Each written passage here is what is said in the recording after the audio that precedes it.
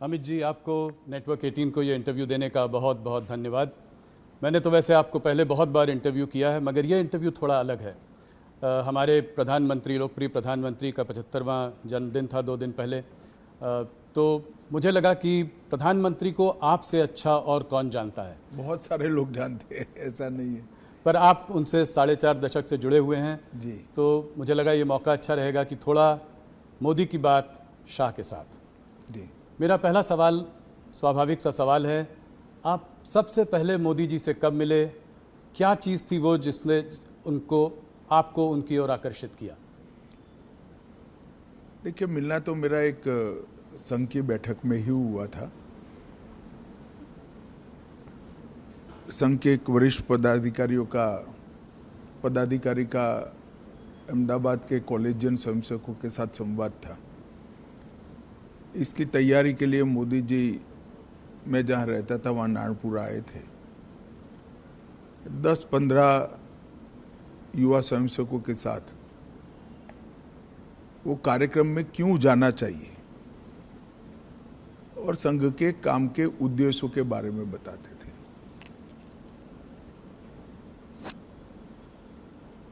एक बिल्कुल अलग प्रकार से संघ के काम को मैंने उनसे सुना और कार्यक्रम में किस उद्देश्य से जाना चाहिए इसके बारे में भी युवाओं के लिए एक सटीक टिप्स भी थी और एक प्रकार से लंबे समय के लिए मार्गदर्शन भी था। इतने छोटे से एक महानगर के 1200 युवाओं के कार्यक्रम के लिए इतना बारीक प्लानिंग करना, ये बहुत बड़ी बात होती है। मैंने भी नीचे के स्तर पर काफ़ी काम किया है और वो ही बताता था, उस वक्त भी बताता था कि नरेंद्र भाई जो करते हैं वो मन से करते हैं और जो करते हैं वो अल्टीमेट उद्देश्य के साथ जुड़ा हुआ होता है और इसी के कारण बड़े बड़े परिणाम मिलते हैं। कमोबेश मेरे क्षेत्र के ही युवा थे, बहुत सारे युवा प्रभावित भी हुए थे, कार्यक्रम में भी गए थे और उसमें से काफ़ी लोग अलग अलग क्षेत्र में, कोई संघ में ही काम में आगे बढ़ा, कोई विद्यार्थी परिषद में बढ़ा, कुछ लोग भाजपा में बढ़े, अलग अलग काम में काफ़ी आगे भी बढ़े। तो लोक संपर्क और लोक संग्रह, लोगों का संपर्क करना, लोगों को काम के साथ जोड़ना और संपर्क और संग्रह के माध्यम से अल्टीमेट गोल अचीव करना, जो लक्ष्य है उसकी प्राप्ति के लिए रास्ता बनाना, ये उस वक्त हम सब युवाओं के मन पर बहुत गहरी असर छोड़ गया और आगे चलकर इसके कई सारे उदाहरण उनके जीवन से इसी प्रकार के मिलते रहे, जिन्होंने आज दुनिया के सामने जो नरेंद्र मोदी जी है उसको बनाया है। आपने प्लानिंग की बात करी तो 1995 तक भारतीय जनता पार्टी गुजरात में अपनी पूर्ण बहुमत के साथ कभी सरकार नहीं बनाई थी। उसके बाद लगातार आप लोग 7 चुनाव जीतते रहे। इसमें मोदी जी का क्या रोल रहा?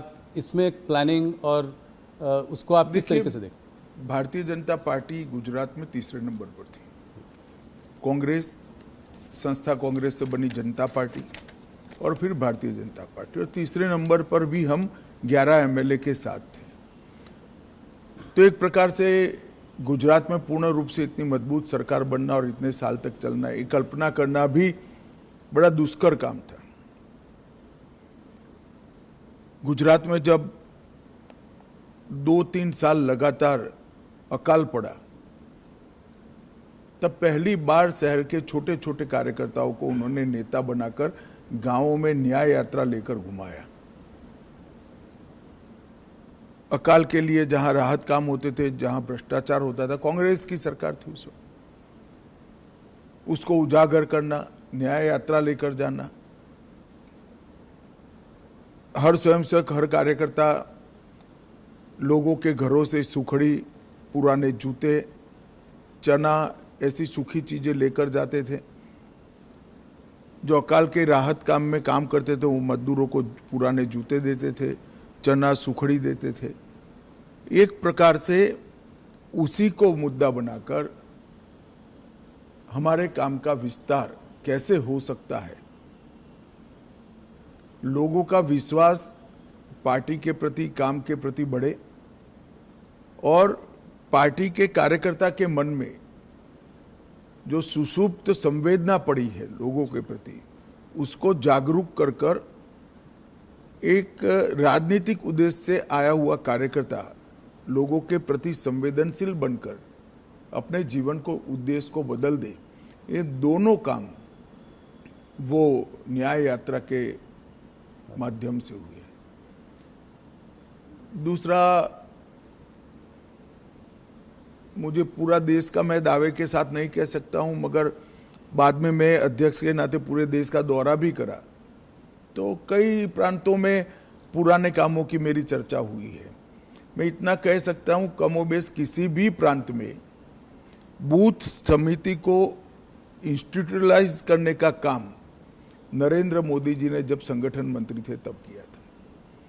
पहली बार भाजपा की सदस्यता को बूथ के हिसाब से रजिस्टर में, उस वक्त कंप्यूटर वगैरह नहीं होते थे, हाथ पेन से रजिस्टर बनाए जाते थे, उसको सूचीबद्ध करना, इसकी सदस्यता का जो शुल्क आता है इसका हिसाब रखना और फिर उसका सत्यापन, ऑडिट भी करना, ये व्यवस्था बनाई गई।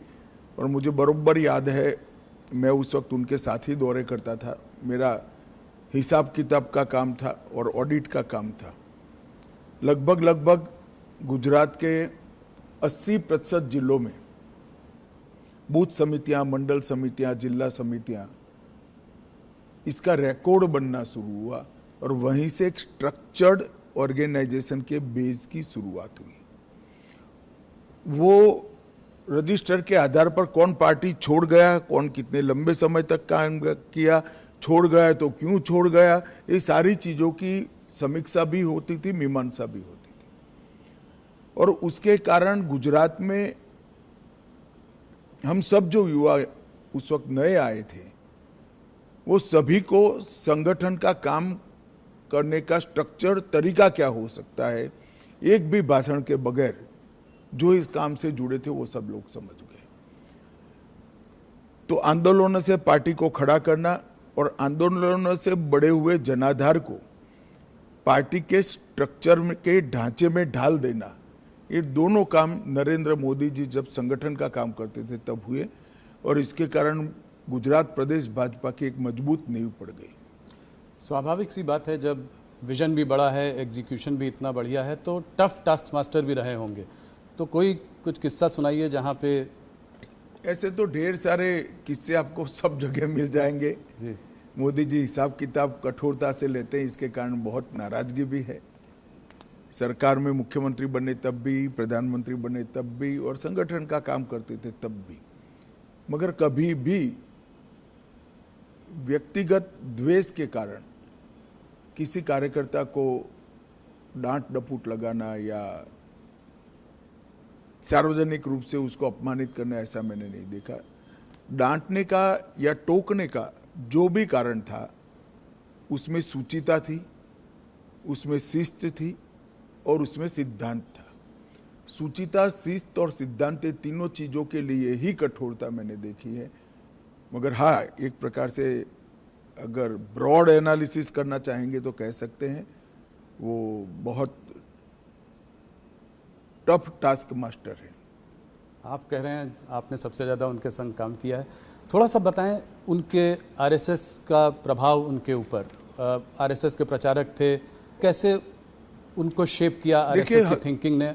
आरएसएस के संपर्क में जो भी आता है, संघ के संपर्क में आता है, उस पर संघ का प्रभाव निश्चित रूप से ही पड़े बगैर रह ही नहीं सकता। आज नरेंद्र मोदी जी जाने जाते हैं कैसे नेता के रूप में जिसके लिए देश सबसे प्रथम है, उसके बाद पार्टी है, उसके बाद पार्टी के कार्यकर्ता है। ये जो राष्ट्र प्रथम का पूरा इतना लंबा कालखंड 75 साल का जो दिखाई पड़ता है, मैं मानता हूँ वो संघ के ही संस्कार है और संघ के संस्कारों को लंबे डिसिप्लिन जीवन के तहत उन्होंने अपनी प्रकृति में बदला है। तो संघ के संस्कारों को स्वीकार करने में या उसके हिसाब से जीने में कोई तकलीफ नहीं पड़ती। जब प्रकृति ही व्यक्ति की ऐसी हो जाती है तो अपने आप काम उसी तरह से चलता है।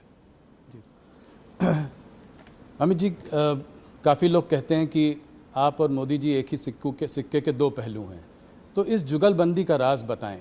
कैसे केमिस्ट्री? कहना ठीक नहीं है। मोदी जी और कार्यकर्ता दोनों एक सिक्के के दो पहलू हैं।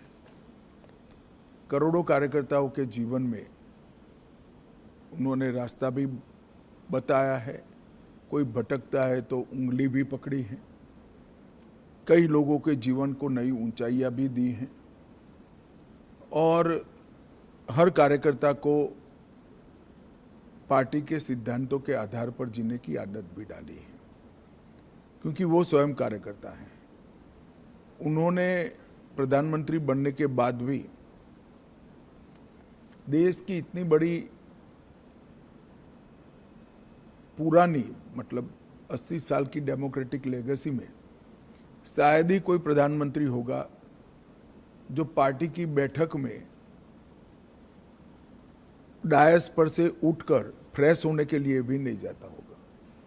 3 दिन की कार्यकारिणी है तो 3 दिन पूरा वो मंच पर आपको सजग अवस्था में पूरी कार्यवाही में ध्यान देते हुए दिखाई पड़ेंगे। वो बीच बीच में माइक लेकर टोकते भी हैं।